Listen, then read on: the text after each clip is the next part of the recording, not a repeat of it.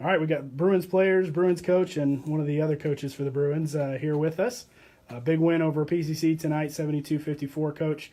I've been covering the Bruins for 7 years, and I got to say that's one of the best defensive performances I've seen our team accomplish. So obviously we won the game, but just talk about the defensive effort for us tonight. Well, it's something I really wanted to be doing by Thanksgiving this year, but with all the injuries and things that we had, I really had to postpone my plan, and we haven't even had 10 people at practice to be able to do this. And it's something I've been really dying to do all year.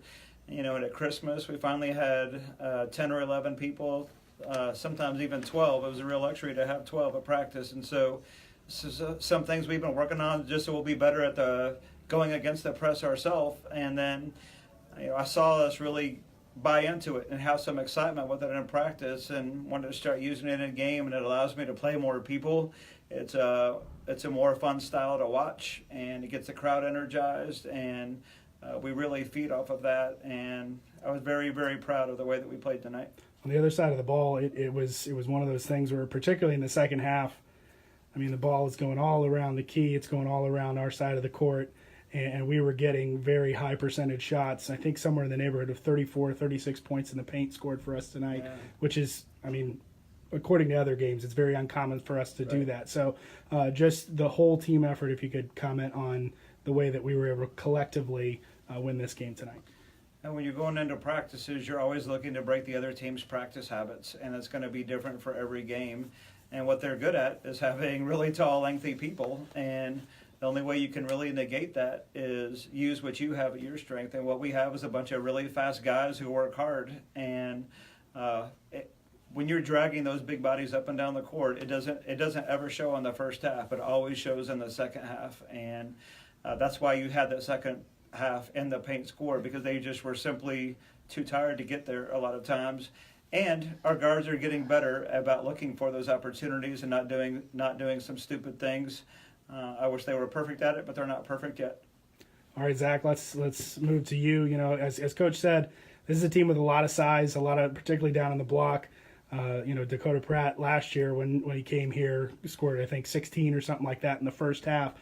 So going into that, you and the other post players, what was kind of your game plan, knowing they were going to be a pretty big size down low? Well, the coaches did a good job of just telling us about how he played and what he did against us last year. And the past few days at practice, we've been kind of demonstrating what they do offensively and then working on the defensive aspect of it. We knew that if we could get in front of them and prevent them from catching the ball in the post and not let him get his back to the basket, then we knew that we had a good chance to get a defensive stop. And that was pretty much it. You were on the receiving end of a lot of those when the ball's going all around in the back door several times.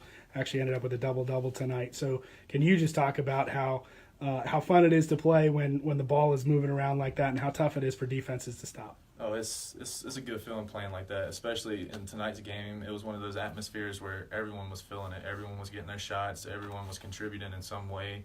And it's just the hard work's paying off. Every day we go to practice, and the numbers might show up when you're looking in from the outside looking in, but every day at practice we're working hard, and every one of these guys, we love each other. We're great teammates, and it's a great team to be a part of.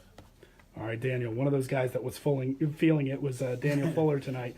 Fulling it. I just came up with a new phrase for it. But Daniel, I mean, you were on fire tonight, particularly that one shot that you made from the other side of the school. But at what point in the game were you starting to gain more confidence and really feel like those shots were going to go in? I don't know that it was really a certain point in the game. I said this in the Erskine game, but except for the one you just talked about and maybe one other one, those were all shots that were in the rhythm of the offense. Like guys would kick, the guys would drive, they would collapse and kick out wide open shots. Honestly, So it wasn't really like a certain point when I was feeling it. I just took the shots they were giving me. So. As you guys look as a team all together, Daniel, it's we came into this year with all the ups and downs of injuries and those kinds of things, and we've gotten to a point now where it's not one guy who's taking the game on his shoulders and winning it for us, but we're really spreading the floor, and it's 3-4 guys that are getting into double figures. So when you play like that, just talk about how that makes it hard for the other team, because they can't just lock down on Jason, or they can't just lock down on somebody else. Right. Well, I was actually just talking to my dad about this, but it's a totally different feel when Jason's scoring like 50 points a game versus when we each score double figures.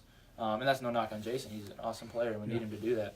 But it's just a totally different feel for us, and it keeps the defense accountable because then they can't key in on one person. So. All right, Coach, moving on from this one. Benefit is we actually are reaching more of our home schedule where we're going to be able to play in front of our crowd and in our building. So be able to get a region win tonight against a good Pensacola team. What do we take from this into Tuesday night where we play against Toccoa Falls, another South Region opponent? It's our first time to play against a region opponent twice, and sometimes when you beat somebody and you're a younger team, you can have the tendency to overlook them and say, well, we beat them once, it's going to be easier to beat them again. But they're in a do or die position right now, and they absolutely need a victory. And so we have to be more desperate than they are. Really, we can't act like it's won before it's actually won.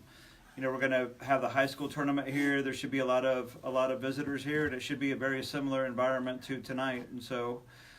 The plan is to keep moving forward, serve the community on MLK Day, but have a good practice, and then be able to have a good game on Tuesday night and increase our winning percentage here in conference.